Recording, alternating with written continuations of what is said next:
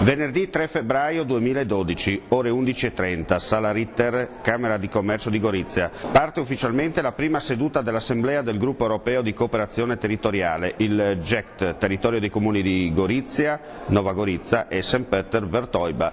Queste le parole del neopresidente, l'onorevole Franco Frattini. I primi passi, quello di assicurare concretezza alle azioni di questo GECT, il settore trasporti, una linea metropolitana che unisca le città di questo territorio, il settore della sanità, ottimizzare il funzionamento degli ospedali, creare una grande rete di teleriscaldamento, quindi migliore uso dell'energia.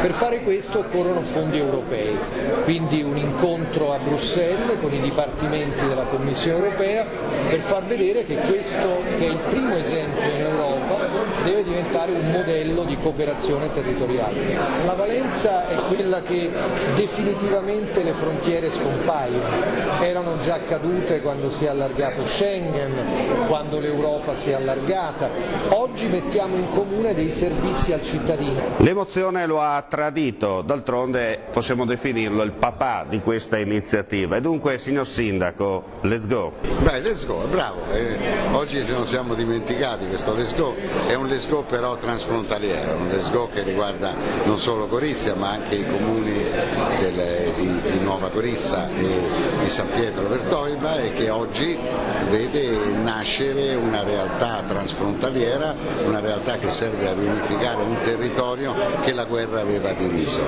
Oggi le nostre comunità lavoreranno insieme per un destino comune.